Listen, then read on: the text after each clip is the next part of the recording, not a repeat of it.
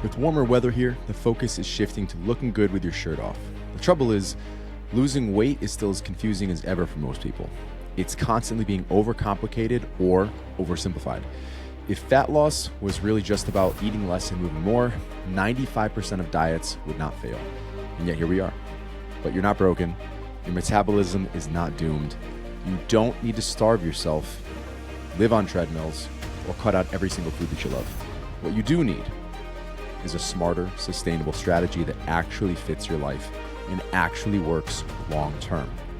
In today's episode, we are going to be breaking down real fat loss strategies for the successful people that use no gimmicks, no crash diets, no one weird trick, just real science, real systems, and real results. So let's get into it. I don't even know who you are without your glasses on today. 2 episodes, and you told me I look dumb with my glasses on my head at the same time. I did not say, you're putting words in my mouth. I did not say you look dumb. I just wasn't feeling them the first day with the hat. But the people of TikTok like them. I should let you know. I was going to tell you, even on my Instagram, it performs better with the glasses. You look smarter. I look smarter. Who's this dumb guy with tattoos? Oh, wait, he's got glasses on. So I wanted to bring up TikTok actually, because right now, speaking of fat loss and just all this topic in general, on TikTok, I saw a couple videos. I don't even know who the girl is, but people are apparently pissed off because this, I guess she's a coach or influencer. I don't really know what she sells. I guess she sells macro plans, but it got out that she uses GLP-1s or, one of the weight loss injections, and she was selling macro plans. And I don't know the depths of it. I don't know the details, but people are just pissed because she, I guess, would show her own transformation and kind of kept it a secret that she was using these things, apparently. And people are mad because she's selling macro plans. Wow. How is this any different than every single male fitness influencer who's on TRT or Well, peptides? that's why I'm bringing it up. I think it's a good conversation. It's false advertising. It's something that when there's no transparency, obviously, you're kind of a schmuck. If you're selling it as you're natural and follow my methods and you're going to look like me, you're just a schmuck. On the other side, I feel like it's like a double-edged sword either way. I feel like if you have the transparency, kudos to you, and I give you the applause, and we need more of that. If you're doing these things, and you're telling your audience all the things, you're laying it all out there. There still is a marketing factor to that, and there still is this subconscious thing in the back of your mind. Well, okay, he's on some stuff, but I can get close to that. This guy clearly knows what he's doing because he's absolutely yoked. And again, it's a double-edged sword. So not to say you can't take anything, and obviously I've been open. I was on testosterone for a whole week and a half, and a whole week and a half, and a couple peptides. I did not have a great reaction to it. That's a story for another day. So I'm not against those who do, and I applaud those who are open with it.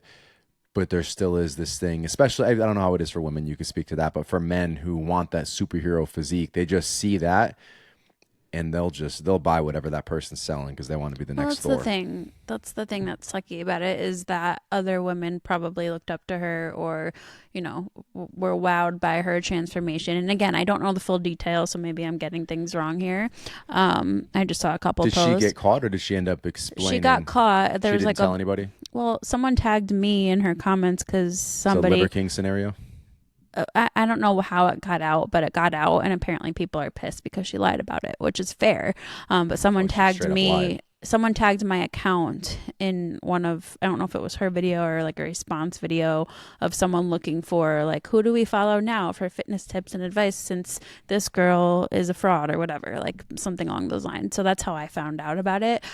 But it's just crappy. If you're gonna do that and you're helping other people in the industry and also showcasing your own transformation as a byproduct of what you're selling, I think that's sketchy and that's scammy, and that's just, you shouldn't be doing that. But on the flip side, I'm not bashing GLP-1s or that side of things as a whole. We talked about this. They're a tool in the right context. Yeah, and we talked about this in previous episodes. Like, in the right context, it can be really helpful for certain individuals. But now the other side of the coin here is people see that she came out that she did this and probably think, oh, well, if this is what she had to resort to, I'm not going to buy her macro guide. I'm just going to go buy this weight loss injection. Because right now, like, skinny talk is trending of like what women are trying to do to get skinny and to lose weight and to do things. I don't know if it's as fast as possible, but like skinny talk is a thing right now. And it reminds me of the whole Pinterest era of where you would go on there and try to get skinny and I don't know. But On Pinterest? Pinterest used to be like the fitness hub. Like that's where I found all of like the Ashley Horner, like the old school bodybuilders. Really? Yeah, and that's where like you would go there for fitspiration for workouts, and there'd be like squat challenges and everything on there. So I feel like Skinny Talk is the new Pinterest Fitspo board. But anywho, I just The wanted to bring fitness that space up. constantly ebbs and flows. Like it makes me proud certain weeks, and then other weeks I'm like, well, this is just a shitstorm, and I'm embarrassed to be a part of it. Not that we're Yeah. doing the same things, but you know, we But say at the don't. end of the day, it's all in who you follow. It's all in who you're surrounding your But for the brand new person, how do they differentiate? Like, who's Yeah, the that's expert? fair. Who's not? There, it's very difficult. You just It jump is. into the stream and I mean, straight even jump the into river. experts, you have experts saying one thing and you have other experts saying don't do that thing. So it's like you don't know who to believe because all the experts are fighting each other. So here's where I differentiate, and I throw studies into this as well, because people will throw one study in your face to say one thing and use another study to say the exact opposite, but they both are backed by studies.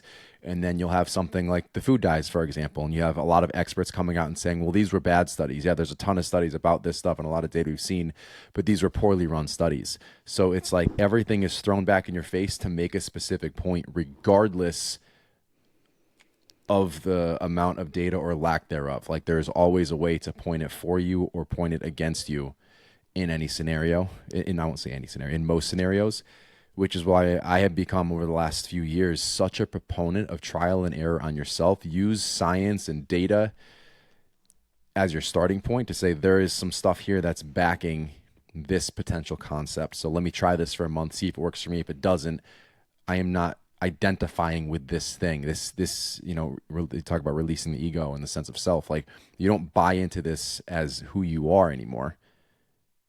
It's just a potential remedy, a potential strategy that could potentially work for you. But you look at the keto people, like, and if you do keto and works for you, that's fantastic. But people will identify this. They would identify with CrossFit. If you like it and it works for you and you're, all about it, it's improving your health, then go for it. I love that. But just because something feels really culty and like everyone's doing it, it's got to work for me, even if it doesn't work great. And if I'm losing fat, but I feel horrible, I'm still going to do this because it's working and everyone else says it's supposed to work. Like, no, it's not how it goes. So all that to say, like, to differentiate ourselves as the expert, our entire team is so incredible because there are 1,000 different ways to get to the same end result. Our team understands that, and we just learn about you so we can teach you about yourself. Like, that sounds weird. We learn about you to teach you about yourself because those are the sustainable practices that you can maintain for the rest of your life. And that's what it's all about. Yeah, and oftentimes it's really hard to be objective with yourself as far as, is this actually benefiting my life, or is it just, something I want to identify with because it's trending right now or everyone else is identifying with it. So don't let something, like you said, become your whole identity with anything, with fitness, with nutrition, even like talking about motherhood and being a parent. Like I find that's where people and mothers start to crumble when it comes to mental health, is when you let it fully take over your entire identity and you don't have anything outside of that anymore. You have nothing for self-care. You have no hobbies. You have no friends in different areas. When you let one thing take over, other areas of yourself and your life suffer and crumble. So anywho, that was all that said, that's a good tie-in to, I want to discuss why most fat loss advice ends up failing you. And there's some specific strategies that people go really overboard with. And the underlying theme is likely because it's just sexy and it's a serious commitment. So I must be doing some great things because I have to change all these other things. And this is really hard. So it's going to work. at the end of the day, spoiler alert, that's why it doesn't work, is you're not going to do that for the rest of your life. But just some quick broken strategies we can break down as far as why they don't work and allow you to kind of skip the whole, oh, I'm going to do that thing, work for it. Let's go right to the good stuff. So first broken strategy, excessive cardio. And this just seems like the low-hanging fruit. I want to lose fat. I need to move more. I need to sweat. I need to get my heart rate up. And by all means, I'm a huge fan of cardio, adding it in as a supplement to strength training. I've become a bit of a cardio bunny myself. I'm loving my morning fasted runs. That's just a great way to start my day. And it's not fasted by strategy. It's fasted by time efficiency. I can roll out of bed, get ready, and go. But going to the excessive amount, because that just, if I just hop on the treadmill for an hour a day, I'm obviously burning more calories. While that's true, it's one of the least efficient ways to do so, especially. I was going to say exclusively and especially. That was my conundrum there. Especially when your goal is fat loss. I think that's how Kai says, especially. I hate when people say especially. Especially. Adults say that. Well, I'm glad you brought that up because I got a DM the other day from someone who's doing our app, and she's doing the strength programs in our app, but she wanted to add in running, and her reason specifically was to slim down and tone up her legs. Running was going to be her go-to method of doing that, and I had to explain to her, like, first of all, I feel like that's such a common old school way of thinking. Like, that used to be what people would preach, like, oh, you want toned legs, but you want to keep them slim and not bulky, like just run. And yeah, will running make your legs look good? Maybe it might help contribute to fat loss a little bit. It's not going to do much for the toning aspect outside of if you're not strength training, but I think that's still such a common thought people have is, I want to tone up, I want to lose fat, I'm going to start running, or I'm going to start doing this type of cardio. And again, we're not bashing cardio here. We both do lots of cardio throughout the week. We both run and do many various types, but we don't do it to lose body fat like directly, and we don't do it to slim down or any of those things, just because you'd be spinning your wheels very quickly. You might initially see some progress in that area if you've never done any cardio before, or if you aren't focusing on any other things and you're a total newbie, and let's say you go from getting 2,000 steps per day to becoming a runner and you run 3-4 times per week. Yeah, you're going to see some progress, but eventually that's going to plateau. That's going to come to a halt if that cardio is the only thing that you're changing, the only thing you're adding in, because your body wants to adapt. It wants to get efficient at it. And the only way to then continue is to do more cardio and more cardio and more cardio. And you get to a point where it's like, you can't add any more because you just don't have the time or energy. I'm going to break a lot of hearts real quick. A huge misconception with fat loss is simply that you need to burn calories. And this is where the excessive cardio comes into play. It's like, oh, I just do more cardio, I'm going to lose fat. I said it right that time, especially when you're just focused on eating fewer calories, you tend to notice protein comes down significantly. So you're slashing calories and you're slashing protein right along with it. So if protein is low and you're over prioritizing cardio and you're not prioritizing strength training, you may very well lose weight, but all that you're going to accomplish is a smaller version of your same, I don't know if frame is the right word, same body composition. You are not going to be more toned. You're just simply going to weigh less, and you might look a little smaller if you lose a ton of weight. If you want to be toned, and we say this in quotes, I know it's a buzzword, you need to be sustaining muscle mass if you already have a significant amount of it. And if you don't, you need to be adding muscle mass. So you could quite literally stay at maintenance calories, not do any cardio, prioritize strength training, and completely transform your body without losing a pound. And we've seen it 1,000 times. We've seen incredible transformations, plus or minus 3 to 5 pounds. Looks like an entirely different human. So I hope that for those of you who are newer, those of you who have been around for a while, you probably knew a good portion of that. Those of you who are tuning in, and the audience is growing. I love you guys. Appreciate you jumping in here. It is not just about reducing calories. We have to do it the right way. So that's where excessive cardio really kicks the can. Well, where the other issue is, though. I would say that's like camp one of what happens with people. The other side of it, when you're doing cardio every single day and it's pretty intense, or not even every day, but let's say you do it excessively, whatever that means for you, your hunger levels are going to go way up. So sticking to that deficit where the fat loss is coming from is going to be so much harder because you're going to be starving all the time.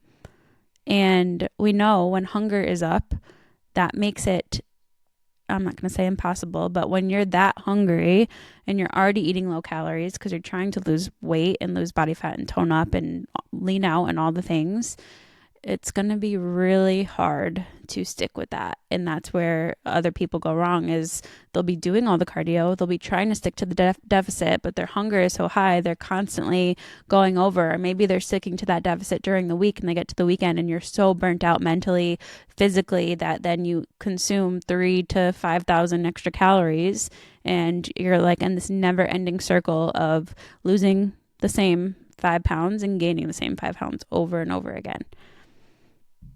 Which is 90% of the population that sees progress. Not even that.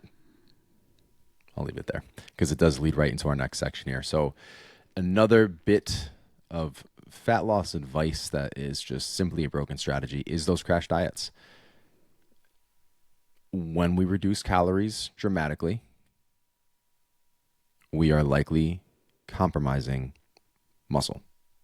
And if we are trying to lose fat, and we are trying to, or for the sake of toning up, we need to keep calories as high as possible for as long as possible.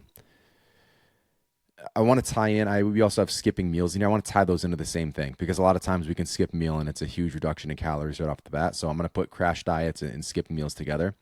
Now, with the skipping meals component, there's a difference between doing it randomly and attempting to utilize it to follow intermittent fasting structure. So for those of you who are unfamiliar with intermittent fasting, it's basically selecting a specific window, a period of time during the day that you're going to consume food in, and you will not consume food outside of that window. Very popular is a 16-8. So you're fasting for 16 hours and then eating within an 8-hour window. So that could look like 12 p.m. to 8 p.m. What I am happy to see picking up more steam is actually the concept of early time restricted feeding. Now, traditionally, it's been just skip breakfast and start eating at lunch, and then you can eat until 8 o'clock and you've got this 8-hour window. There are circadian rhythm benefits, metabolic benefits to shifting that window up earlier. So it could be, for example, 6 a.m. until 2 p.m., and then you stop eating at 2 p.m. Now, a lot of people don't do that because the social factor is, well, after work or, family dinners and yada, yada, yada. So it doesn't work great for most people's schedules, but there are some additional benefits shown with early time restricted feeding. People will go very extreme and do the OMAD, which is 1 meal a day. It's typically a 20-hour fasting window followed by a 4-hour eating window. So those are a couple examples. When I say randomly versus intermittent fasting, there is a strategy to intermittent fasting, and it's not just skipping random meals for the sake of dropping calories. You can still attempt to optimize muscle protein synthesis via, protein spreading across that window. So there are some structured plans and regimens you can utilize within that. The main benefit of IF, intermittent fasting, for fat loss, it's not necessarily that this magic window helps you optimize fat loss more efficiently. It's more so that it is easier to consume fewer calories because you are eating for a shorter period of time. Why I am a supporter of it for some people is we are used to just eating all day from the moment we wake up until the moment we go to sleep. We're not spacing meals optimally, and we'll talk about that here in a few minutes. We're just constantly eating meals and eating snacks, and especially when we get closer to bedtime, and we'll eat right up until that point. So our gut is out of balance. We've got bacterial overgrowth, all kinds of bloating and just discomfort in the gastro. So this provides a little more of a regimen, and it doesn't necessarily need to be strict. It is still technically intermittent fasting if you have a 12-hour eating window and a 12-hour fasting window. I just call that a normal day. Like, that's just how we should be eating anyway, from, let's say it's 6 in the morning until 6 in the evening. That's 12 hours. If you space it out optimally, that's perfectly fine. You've got a nice break, that 12-hour chunk, to let your digestive tract recover, improve bodily repairs, tissue repair, because you're not digesting food. So all that to say, we need to go about this with a plan, and also make sure we're not under consuming for the sake of under consuming. When we're cutting weight, We're focusing on fat loss. We're focusing on maximizing muscle preservation, if not muscle growth. There's a period where you can still build muscle during this. We want to keep calories as high as possible for as long as possible. So we don't randomly just cut down to 1,000 calories a day. By doing so, again, it's easier to preserve muscle. We can also perform significantly better, which also helps preserve muscle. And it helps regulate biofeedback. So I'll pass the mic from there. 1 meal a day, OMAD, is very popular on Skinny Talk right now. Very popular. I've seen many, like, I'll go to watch a full day. This is sounding like toxic talk. Well, I'm just trying to pull in what I'm seeing there. I think there's a lot of positive aspects to TikTok, but I'm trying to play devil's advocate here and fight the good fight. Anyway, I came across a few, like, what I eat in a day videos. And here I am, like, watching, like, ready to get some meal ideas. And it's like they wake up, they have coffee, and then they showed them one meal, and then they went to bed. And I'm like, what the heck? And I don't think I would recommend 1 meal per day to anybody, honestly. But, like, the issue with it is we talk about you'd want to diet down on the most calories possible. And I know most of you are not getting in 1,800, 2,000 calories, 2,200 calories in that one meal. Like, it's very hard to consume that many calories in one meal, especially when you're of the mindset of trying to eat more nutrient-dense foods and more fiber and enough protein. Like, you're probably not eating your full day's worth of protein in that one meal per day. So that's where we get into a sticky situation here. If you want to look toned and slim down and, be lean, you're likely majorly under consuming protein. You're likely majorly under consuming fiber. And maybe let's say you do feel good eating 1 meal per day. You have a lot of gaps in other areas. So it's likely not going to be sustainable for those goals that you do have if your goal is to look toned and have a balanced physique.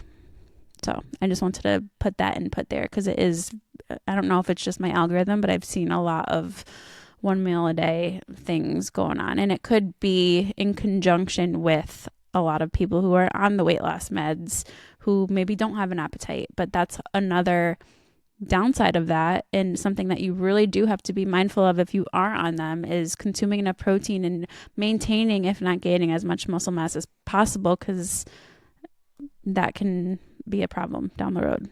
And I do want to address that real quick. So we said in the right circumstance, we can support the GLP-1s. That circumstance is you are already doing all of the other things. You are optimizing your lifestyle. You're sleeping well, recovering well. You're training hard. You're getting a nice balance of strength training and cardio. You are eating a balanced diet. You have been tracking calories at the minimum, if not macros, and consistent with that tracking and eating in a caloric deficit for a period of time. If all of those boxes are not checked, you have no business being on hormone and you're actually overweight. Therapy. Like, true. You're not someone trying to lose 5 or 10 pounds just to tone up. Like, I don't think that's the time and place for them either, personally. Yeah, and for myself, again, like I'm not against at all. I won't say entirely. I'm not against at all using peptides. I've tried to use peptides. Hormone replacement therapy, testosterone replacement therapy. I've tried those.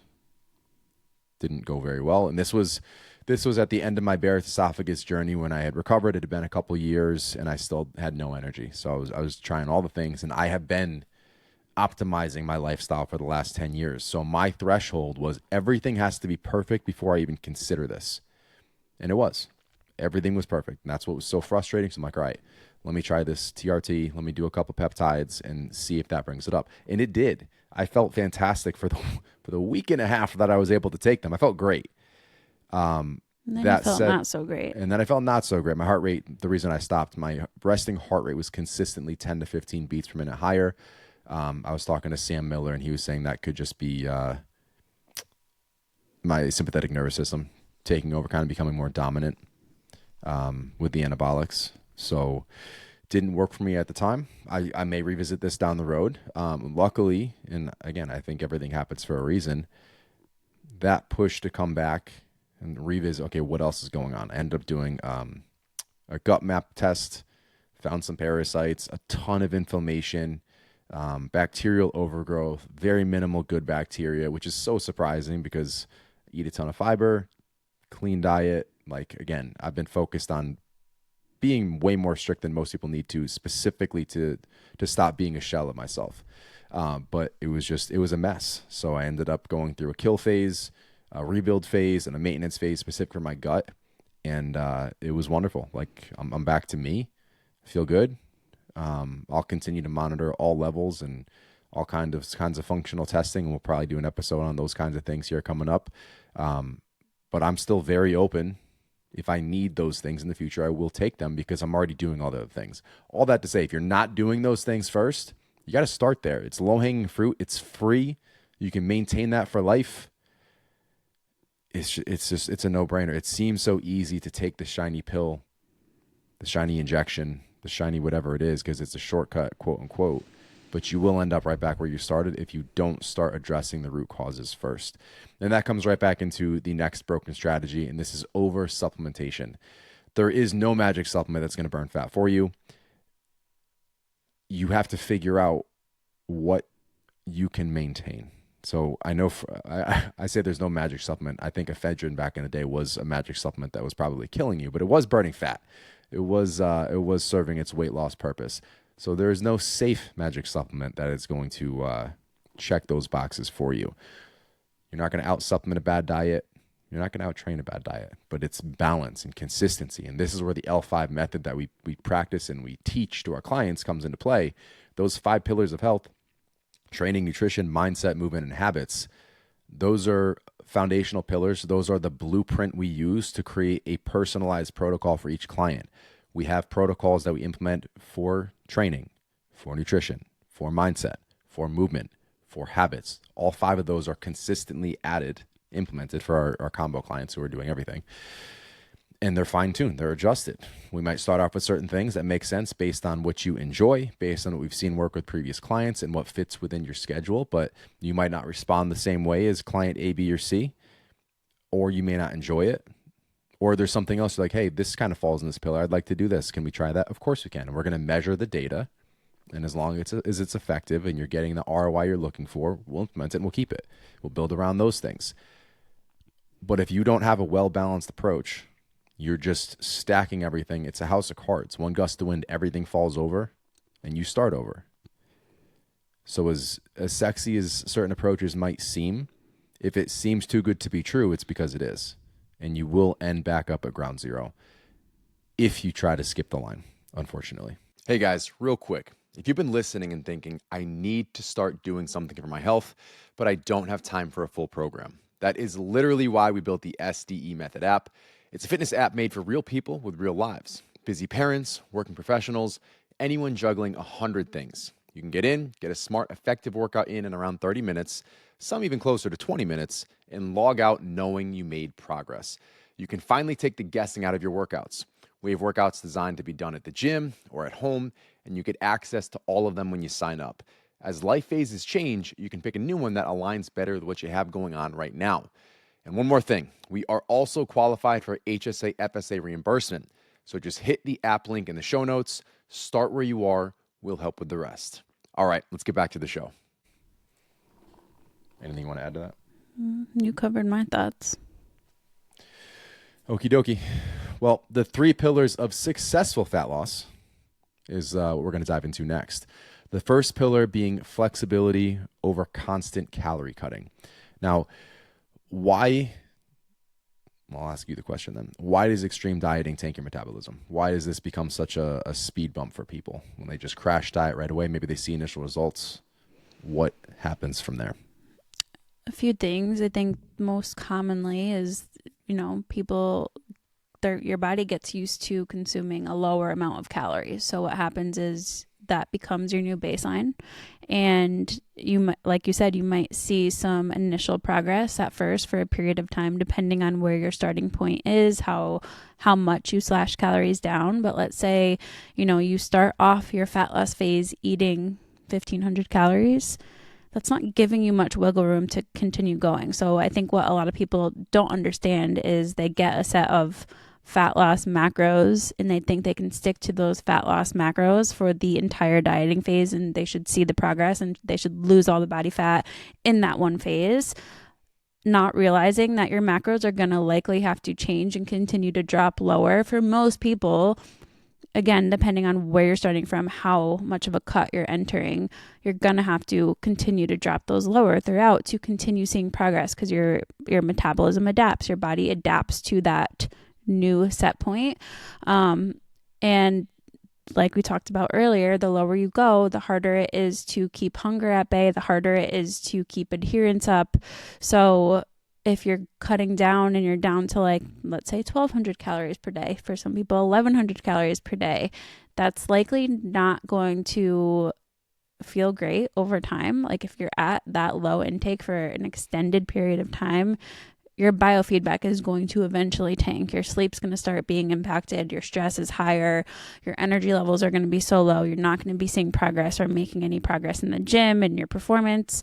So there's a lot of other things that it will impact, and eventually fat loss will stall too until you continue to drop lower. But you're also not going to want to risk your health dropping lower than 1,100 calories per day. Like that's just not enough to maintain on long term. So I think that's the biggest mistake a lot of people make. And then on the flip side, if you've been eating super low calorie for so long, or seemingly eating super low calorie for so long, and you think you're eating, let's say 1,200 calories per day for years and years and years, chances are you're not. If you're not tracking everything that you're eating, there's a large chance that you are over consuming calories, eating a lot more than you think you are, especially if you're going out on weekends and not paying attention to what weekends look like. So for those who come to us that say, well, I've been eating 1,200 calories for 5 years, why am I gaining fat on 1,200 calories? You're probably eating a lot more than that and you just don't realize it. So again, there's a lot of nuance to the conversation here. But I would say those are the top two things that we see with clients. Yeah, I want to highlight one of the main things you said. I had that in my notes here. Your body adapts to new set points. So think about that for a second. If you slash calories, whatever the number is, and you feel like crap, and you just try to sit there forever, your body's going to stop adapting. And if you have not reached your weight loss goal, your fat loss goal by that point, you would then have to go even lower. So let's say you're dropping down to 1,000 calories. Once you hit that next plateau, you're going to 750, 800 calories, which is not safe. You don't want to be at that level. It's a losing game. So set points are it's a natural adaptation. You're going to stop seeing progress. It's going to sit there, and there's nothing you can do about it until you bring calories back up. As frustrating as that sounds, that is true. You cannot starve yourself and expect to feel good and look the way that you want to look. It's not going to happen. So circling back to what we talked about in that last section, the goal is to keep calories as high as possible for as long as possible so you can continue to optimize your metabolism and your training, which are cooperating in the goal of losing fat, sustaining muscle, and actually appearing as toned as you would like to be. There's also this concept of, you can call it calorie flexibility, where you're eating at maintenance for certain periods, and it can actually speed up fat loss. So for those who have been eating very low calories forever, we've seen this time and time again. We actually increase their calories when they come to us, and they start losing weight again. And it's not because, oh, wait, I wasn't in a deficit, but now let's pretend you were actually consistently and accurately tracking low calories. We bring your calories back up. You're probably moving more because you feel better. You're sleeping better. Your performance in the gym is way better. So even if, let's say the weight on the scale isn't dropping, which a lot of times it does, but let's say it's not, your body composition is still improving significantly because of all those things. Hormone optimization, naturally. Performance enhancement, naturally. All these things are happening when you're bringing your calories up. A lot of times, so now let's pretend you weren't tracking accurately. So you had this ridiculously low number. Oh, I've been eating 1,200 calories forever. Like Alessandra just said, you probably weren't. So when we bring it up, let's say it's 1,800 calories now. Let's just track for 2 weeks at 1,800 calories, see how things go. Oh, wait, the scale's going down. Why is that? Because you're actually being honest when you're tracking, because you have the ability to do so without making yourself feel bad because you're not hitting your target of 1,000 calories. Oh, yes, I did. Yes, I did. No, you weren't. Now you're actually tracking 1,000 calories a day. Everything that you're eating is going on the food scale. and you're actually weighing it out, everything for every single meal. Nothing's getting, snuck in the little Snickers bar here, the thing at work there. Everything is getting tracked, and you are consistent 7 days a week at those 1,800 calories. Now we start to see progress because we're able to be honest with ourselves, and it feels good to be honest with ourselves because we have a realistic target. So a couple different ways to go about that. You can do strategic refeed days. So a lot of times a common strategy would be like 3 days in a specific deficit, and then you might have like a cheat meal, quote unquote, or just a refeed day where you're consuming more of the same foods. So for those who want to keep it, quote unquote, clean, you just bigger portion sizes on those days, bringing it up to maintenance for a day, and then coming back down into that deficit for a few days. I've done that myself. Pros and cons. I typically don't take that route. I'll typically do the more extended deficit and then maintenance breaks, where I come up to maintenance for at least a month or so, 3 to 4 weeks, if not longer, to go back to focusing on biofeedback optimization, performance optimization, and then let my body basically recharge for a little bit and then go back into that deficit efficiently and effectively. Anything else you want to add to that? All right, second pillar, strength training over endless cardio, which is something that we did tease at the top of this episode. So basically, when we are focused on going through the motions, we're just trying to burn calories, we're doing the resistance training workout, we're not focused on the numbers, we're not focused on progressive overload, we're just focused on getting the workout in and going for a long run and all the things I can do to burn fat. We're actually being counterproductive, because if you really focus, even if you're like toward the end of a cut, and this is something I didn't focus on toward the end of my most significant cut. So I cut from 227 to 177, 50 pound weight loss. And I'm just going through the motions at the gym. Like, I'm just trying to get to that last chunk, and then we'll focus on bulking later. You can still do everything you can to prioritize, at a minimum, sustaining performance, if not progressing in performance all the way as close as you can to that very end. Because if you can do that, the results are night and day as far as how much better they can be if you push as hard as you can be by optimizing and fueling the right way for those gym sessions. As you're getting stronger, you are building at a minimum, if not maintaining that muscle mass as you're losing weight. So you're actually seeing incredible week over week, month over month changes happening. That is the most efficient way to do so, rather than endless cardio. Hour a day on the treadmill, 7 days a week, trying to go that route. It's still a very common question that we get from app members is, I'm in a deficit, I'm in a fat loss phase. Should I change my training? Should I switch to higher reps and lighter weights? And our answer is always no. Don't change anything about your training. Keep doing the training that you're doing that you know is going to build strength and muscle mass, and you will see incredible progress paired with the deficit. I think back to even powerlifting days, I think a big part of this is mental, because you feel like you're not consuming enough calories to progress enough in the gym, or you feel like you need more food to really push your performance. And while some of that may be true, I think if you can get in the mindset of I can still crush today's gym session, even though I'm in a deficit, you will. I think back to powerlifting days where, the goal with powerlifting is to lift as heavy as possible. My training was very intense. I was lifting 5 days per week at very high percentages. I mean, it varied depending on the day, but my training volume was high. Most of that journey, I was in a slight deficit because I had to be under a certain weight to weigh in for that weight class and compete. And it just really pushed my mental toughness as far as what I could handle when it came to performance, while also slightly under eating food, being in a deficit. So I think part of that is a big mental hurdle you have to get over. But if you can push through and push your training sessions and be lifting at the right intensity and keep RPE where it should be, it's going to pay off big time. So I would say that's just another common thing that we see people make a big mistake with, is changing training or going lighter and not pushing as hard. Don't do that unless you don't want to see as great of progress. So in a literal sense, strength training will literally burn more calories than cardio. and the benefit is basically around the clock. So there's this term EPOC. It's excess post-exercise oxygen consumption. So you're going to burn a certain amount of calories during that resistance training workout. You're going to burn significantly more than that for the next 24 hours, essentially. Whereas cardio, it's basically while you're doing it, you're burning, and as soon as you stop, you're done. The other benefit to focusing on prioritizing strength training and building muscle for a lot of you, the more muscle you have, the higher your metabolic rate. So you're actually burning more calories at rest simply by being alive because you have more meat on your bones. Lean mass, not fat. So two different things to think about.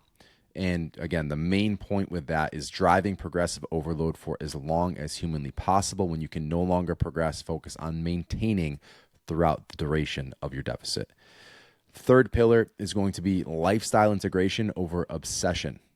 So building fat loss into your life, not building your life around this goal of fat loss, because one is sustainable and one will burn you out fast, especially if you're a busy adult, a busy parent, working the jobs, raising the kids. Like, that will last 2 weeks if you're lucky, if you're even consistent for those 2 weeks, and you're going to be very frustrated, wondering why you even started. And I know a lot of you listening have been in that situation. You've been in that scenario where I tried all the things and it just didn't work. Well, it's because you tried the wrong things, unfortunately. And that's, again, those are the flashy things you see on social media.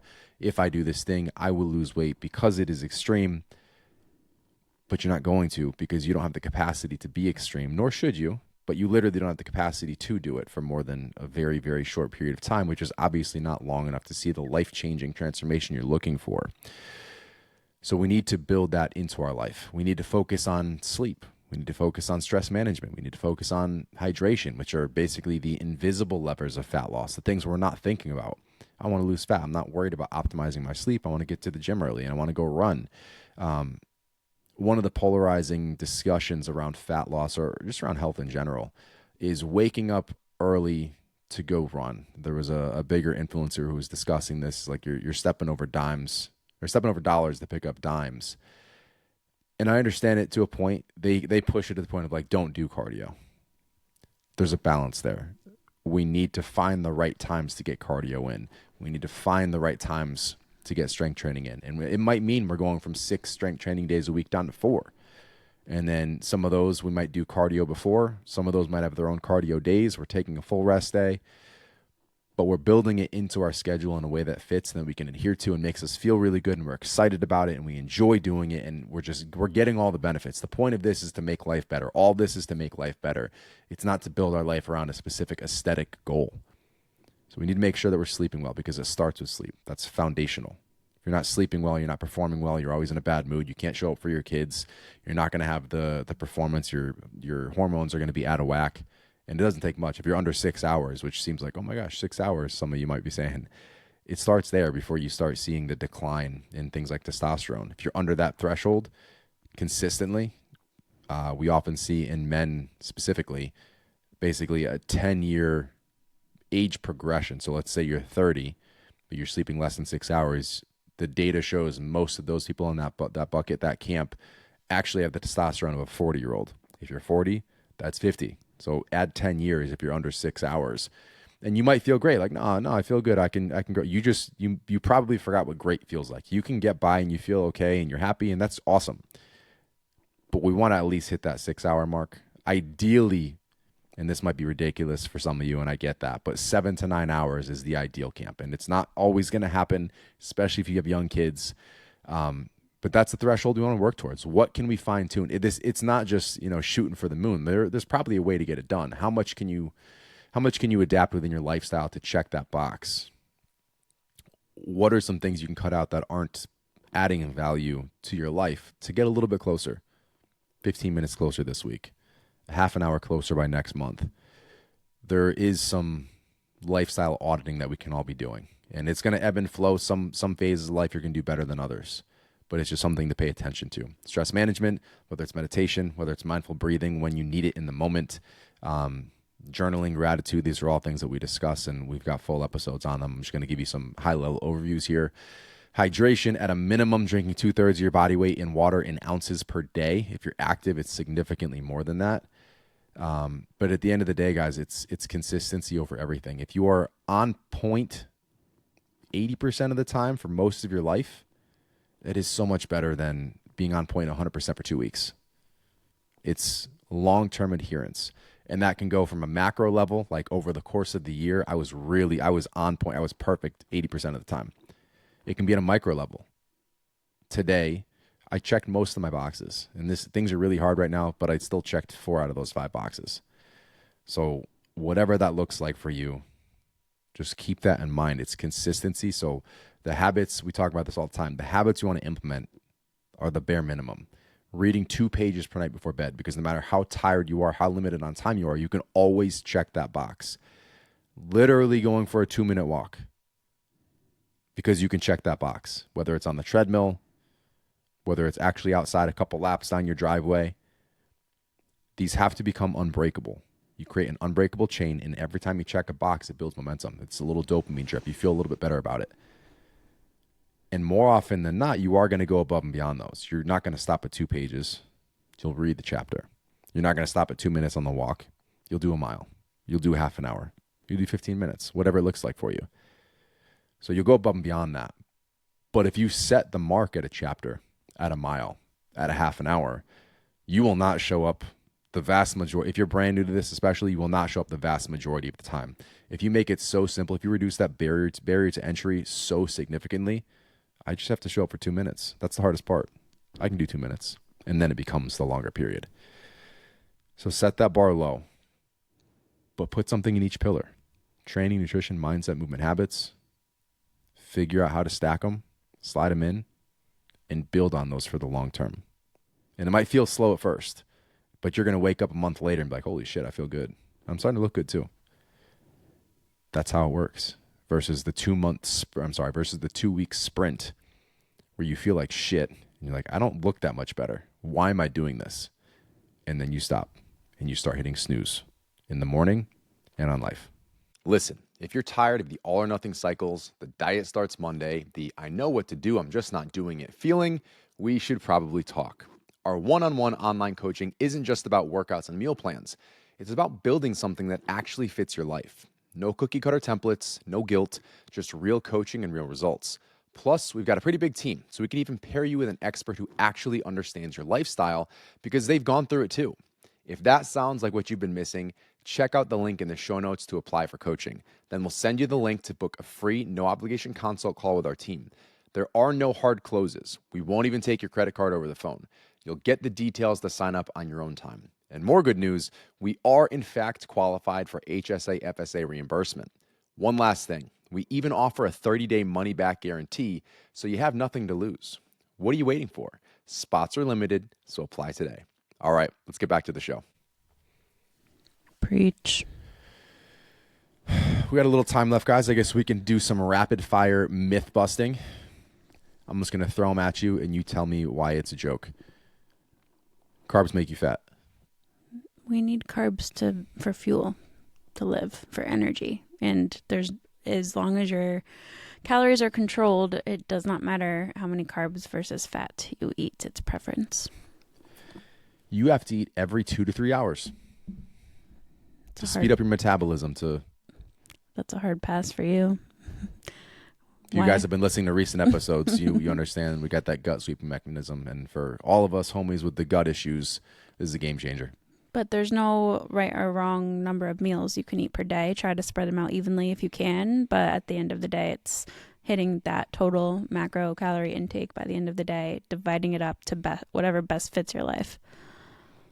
The fastest way to lose weight is to simply cut 1,000 calories a day. You want to diet down on the most calories possible to feel your best. If you want to see progress longer than a couple weeks, maybe a month tops. Fat burners are magic. They are a waste of money. You need to do fasted cardio. You don't need to do it, but it's not going to hurt you. And if that's what best fits your schedule and you don't have time to eat before, it's fine. I want to break that one down real quick. A couple additional points, because some of you might do that religiously. Some of you may have been curious about it. So some potential benefits. It may enhance fat oxidation temporarily. So when you do cardio after an overnight fast, your body has lower glycogen stores available. This encourages your body to tap into fat for fuel more readily during the workout. This doesn't automatically make you lose more fat overall. It just means a higher percentage of energy during that workout may have come from fat stores. And a key component there is doing that consistently over time might potentially retrain your body to utilize those more efficiently. The second part is, this is why I do it. It's just convenient for busy people. There's no meal timing to worry about. It can fit into those early morning, without dealing with digestive issues. So those early morning workouts, instead of waiting for a regular meal to digest, you're not training a full stomach. We get up, we go, especially if it's just some low intensity, moderate intensity, steady state cardio. Might be affecting you more so with strength training or with higher intensity stuff. But even with strength training, I find that if I take a non-stimulant pre-workout, I do the non-stim from Legion Pulse. That I do that and some Element electrolytes, and I actually don't notice much of a decrease in performance at all. I've been progressing fine when I am doing the strength training first thing. And then the potential appetite suppression afterwards. Some studies may suggest that fasted cardio can blunt hunger for some people later in the day. This is especially true if combined with a protein-rich post-workout meal. Now, important to note, fasted cardio, again, is not magic for fat loss. Overall caloric balance still rules. Performance may be lowered in a fasted state, as we just touched on, and it's just one tool. It's not better or worse universally, but it is useful depending on the goal and the person. Everything's individual, as we always preach. So if we were to give you guys an action plan today, something you could take home, call it a mini action plan, just to start developing a sustainable fat loss approach. Let's say you're brand new, and this is blanket advice. I know we talk about context matters. We talk about the nuance, even in Q&A episodes, or if you guys are getting questions in your DMs, you and Joel, it's content we don't know enough typically. But as far as a general template you could start following, this is pretty blanketed that could apply for most people. Eat a protein-centered meal around every 4 hours. It could be 4 to 6. It could be 3 to 4.5. The key number there is we don't want to be eating within, ideally 3.5 hours would be great to just not consume any food. That includes snacks, that includes caloric beverages. We want to give our digestive system the time to space it out a little bit, do what it needs to do, sweep out the dead cells, bacteria, just focus on tissue repair. So we need some time. The reason it's protein centered is we want to space protein evenly throughout the day. That is going to optimize muscle protein synthesis, which is great for improving body composition. Aiming for, call it 7,000, 8,000 to 10,000 steps a day. Again, this is blanketed. It's going to depend on where you are right now. The big hockey stick spike we see at 7,000 steps per day as far as benefits for overall health does continue trending upwards slowly well beyond that. But as far as getting significant benefits, it's that 7,000 step mark. But we want to lose fat. We want to bump that up a little bit. So walking 8 to 10,000 steps a day. Strength training 3 days a week would be fantastic, even if they're 30-minute sessions. And there are periods of life where I'm doing 4 20-minute sessions a day, and I feel good, performing well, increasing weight across the board. You mean a week, not a day? You said four 20-minute sessions per day. Per day, yeah, per day. No, 4 a week. 4 a week. And I'll be doing like time effective measures as far as like supersets or a tri-set if I can utilize antagonistic movements. So, a push and a pull, bis and tris, hamstrings, quads. Those are some of the tricks that I use to reduce time. Focus on sleep as much as you focus on your macros. Optimize your sleep hygiene. End the doom scroll at the end of the day. I understand the episode of Netflix to kind of unwind and have your me time with the significant other. Don't turn that into a all-night marathon. Like if you can cut it at one episode when the kids go to bed, and then go read, drink some tea, go have a conversation, go write in your journal. Unplug, get yourself ready for a solid night of sleep. Because even if you're falling asleep fast, it doesn't necessarily mean that you're going through the sleep cycles in an optimal way. And if we're not rotating through those, we're not getting a significant amount of REM and deep sleep, and we're rotating through those light sleep cycles as well. If we're not going through those, we're not recovering across the board as well as we could be. So focus on sleep as much as macros, and pick 3 key metrics to track. Could be steps, could be protein intake, could be sleep hours, could be anything. Pick 3 habits, 3 key metrics, and just track those so you can be consistent with those. When you have something to actually track, it does hold you accountable, even if it's to yourself. So if you're not working with a coach, it's a great place to start. Anything you want to add to that? I think you covered it. All right, guys. Just remember, fat loss is a skill. It's not luck. It requires practice. It requires consistency. If you do something once in a while, you're going to see results once in a while. So this has to be groundbreaking, this chain that just cannot be smashed, and build momentum from those points. It's not about being perfect. It's about staying in the game long enough to win. If you're new here, we do have a 3-episode request. Rule might be too sharp. I'm going to change it. Change it to request. If you have listened beyond 3 episodes, we simply request that you leave us a quick 5-star review. That is your job in the community. If you've gotten something from these episodes, that's probably why you're still listening. You've gone beyond those 3 episodes. And by leaving a review, you're allowing another person to find this. It becomes favorable in the algorithm of Spotify and Apple, whatever you're listening on. If you're watching on YouTube, hit the like, subscribe. And this is going to show it to one more person, which is the whole point here. It's a free resource. We're not out here pitching you. We'll tell you what we do. And if you want to jump into the app, if you want to jump in for coaching, we are here for you. We are the coaching. I call it we are the coaching industry in the way that it should be. And as far as caring about you as a human. So I'm not going to pitch you in this. I'm just telling you, we'll tell you what we do. We would love to work with you. If we never work with you and you're simply in this audience and you're engaging on social media, you're listening to these episodes, we are still thrilled that you're here. If you never spend $1 with us, we are still thrilled that you're here. Our goal is to literally change the world, whether it's through our services or through our content. We are currently in a phase of life, a phase of business where we are investing everything that we're making into what we are calling Project B. You guys haven't heard about it for a while. We are seeing a light at the end of the tunnel. We are so excited about it. What you're going to see relatively soon is stage 1. And then the following, I hope you love that. And the following stages are going to continue to blow your mind. Back to the episode rule. This is a free resource that we do recommend to those who either are not interested in our services or can't afford our services at this time.